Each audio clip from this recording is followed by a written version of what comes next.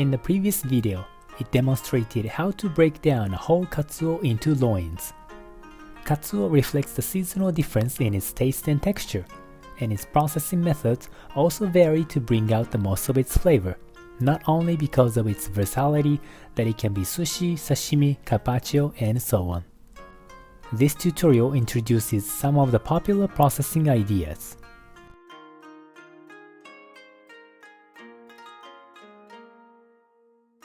Generally speaking, tataki is a processing method to lightly cook the surface.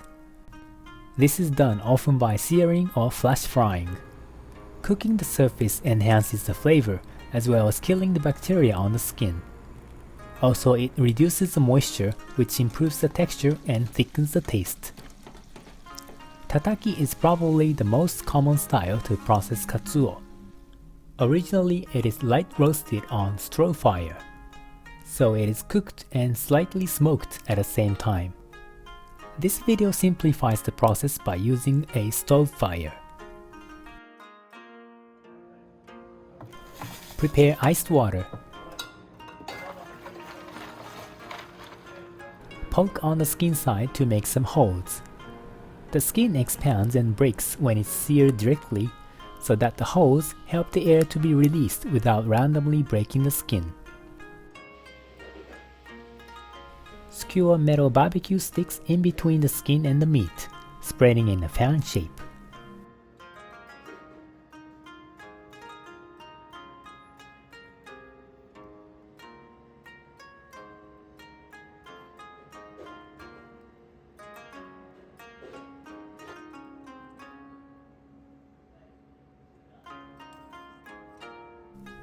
Sprinkle some salt on the skin. The salt protects the skin from the direct heat and helps to evenly sear all over.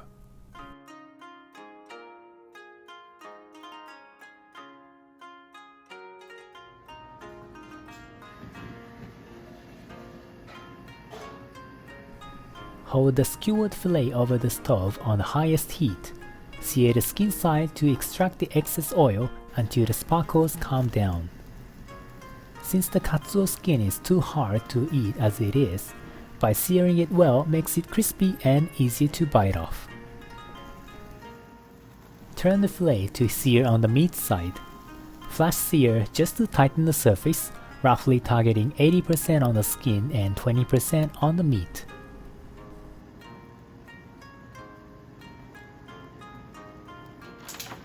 Cool down in iced water immediately.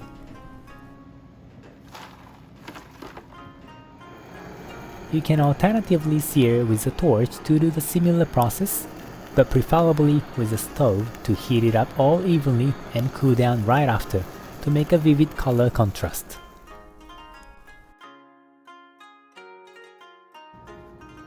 Wipe to dry with a paper towel.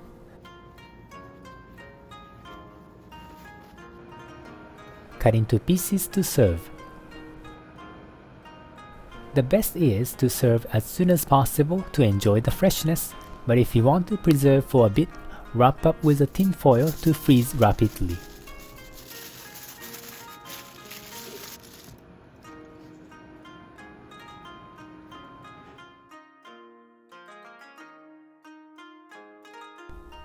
Gin-gawa Zukuri literally means a style to utilize the silver skin of the material. While the fish skin is removed as a general procedure, some fish skin is thin enough to chew and left on the meat on purpose. One reason is its aesthetic quality, and one is the nutritious quality between the skin and the meat with slightly fatty texture. This method is called yubiki more in general, which is to parboil the skin side by quickly pouring boiled water. Upper part of the katsuo fillet is too thick to eat, so it is more commonly made into tataki. The lower half of the fillet, on the other hand, is relatively thinner and edible even without being peeled off, so some chefs choose this side to serve with gin-gawa. Prepare iced water. Heat a pot of water to boil. In the meantime, set a cutting board at a downward angle. Place the fillet skin side up and cover with a paper towel.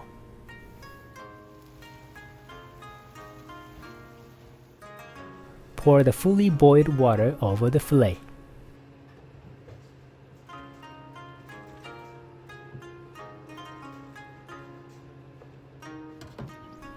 Throw into the ice water to cool down.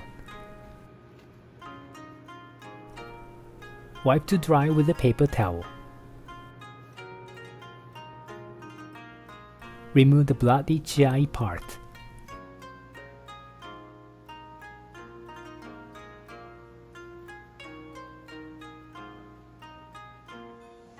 Slice it into pieces and ready to serve.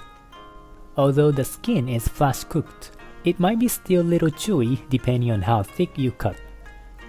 Make a slit before the main slice so it's easier to chew and enhances the aesthetic quality as well.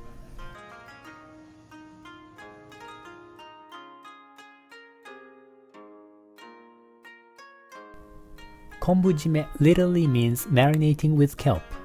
It has been in Japan's regional culture to process food ingredients to enhance the preservation quality by reducing the moisture retention. The umami essence from kelp also reacts with the natural flavor of the material and the taste matures. It's kind of similar reason for pickling and smoking. Remove the bloody GI part and de-skin it. Lightly sprinkle salt and leave for about 30 minutes.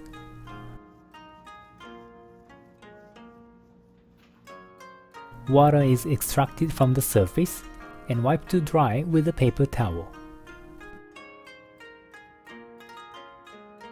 Soak a paper towel with sake and moisturize the kelp. Sake enhances the umami in the kelp as well as minimizes the fishiness. The white powdery dust on the kelp carries the umami essence, so just to moisturize but do not wipe it off. Sandwich the katsuo fillet with the prepared kelp and tightly wrap it around.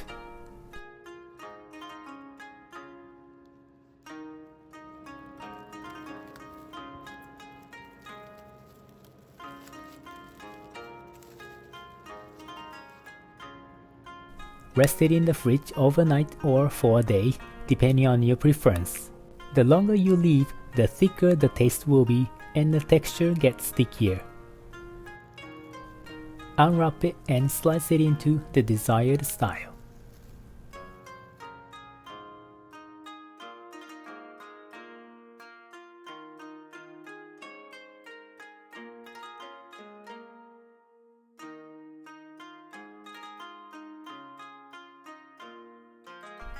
Subscribe the channel for the series of professional tutorials and more practical ideas.